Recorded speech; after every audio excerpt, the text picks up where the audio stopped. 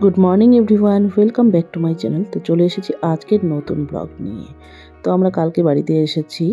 তো আমাদের সাথে আমার বোন আর ওর মেয়ে টুসু এসেছে।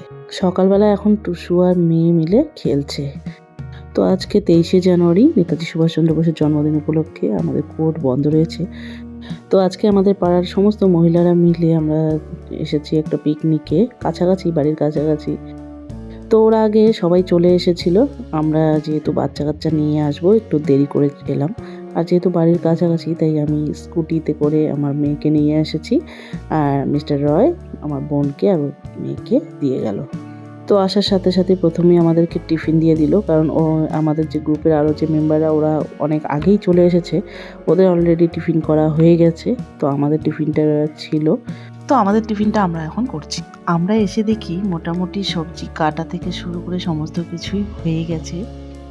আর একজন রাঁধুনি মাসিকে আনা হয়েছে, উনি রান্নাবান্না করছেন। তো মাসি রান্নাবান্না করছেন আর আমরা এদিকে শুরু করে দিয়েছি ডান্স। পিকনিকে আসবো আর ডান্স করবো না, এটা হয় নাকি? একটু মজা তো করতেই হবে। তো সবাই মিলে শুরু করে দিলাম ডান্স করা। এখানে রান্নাবান্না চলছে ফুলকপি আর আলুর রসা। এরপর হবে মাটন। তো আজকের আইটেম হিসাবে বেশি কিছু নেই, ফুলকপি আলুর রসা আর মাটন, আর সাথে থাকছে চাটনি। তো নাচানাচি করে একটু আমরা পুরো জায়গাটা ঘুরে নিচ্ছি এখন। দমনপুর স্কুলের পেছনে যে স্পটটা রয়েছে এটা হলো সেই স্পট। নামটা আমি বলতে পারছি না, নামটা কি। এই নদী গেছে পাশ দিয়ে, অনেকেই এখানে পিকনিক করছে। ওইদিকে দেখুন এবার খেলছে, জায়গায় জায়গায় যেখানে যেখানে ফাঁকা রয়েছে সবাই পিকনিক খাচ্ছে। স্পটটার নাম দমনপুর পিকনিক স্পট।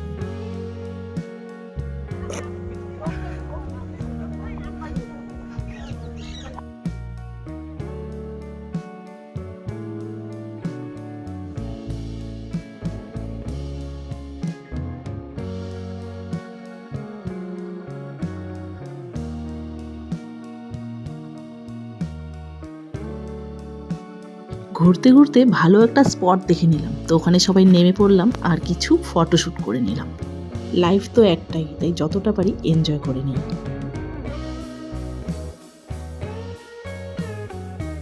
তো নদীতে কিছু ফটোশ্যুট করার পর এরপরে নদী থেকে উঠে চলে এলাম। এরপর আরও কিছু ফটোশ্যুট করে নিলাম।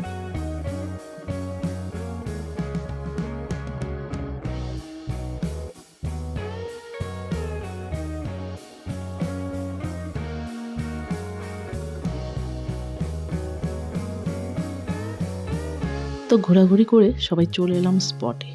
এখন ভাজা হচ্ছে গরম গরম বেগুনি। আর এই ভাজতে ভাজতেই আমরা গরম গরম বেগুনি খাওয়া শুরু করে দিয়েছি। তো এখানে দেখতে পাচ্ছেন, এখানে মাটন এটা বানানো হয়েছে, মাটন হয়েছে, আর এখানে রয়েছে ফুলকপি আলু।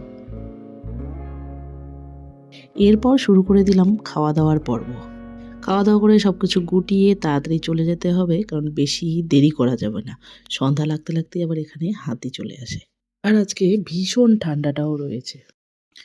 তো বাড়িতে এসে ফ্রেশ হয়ে এবারে চলে এসেছি ছাদে। ছাদে কাপড়গুলো মেলে দিয়েছিলাম, তো ওগুলো এখন ঢোকানোর জন্য ছাদে চলে এসেছি।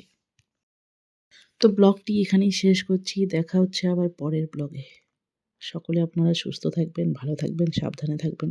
Tata, bye bye.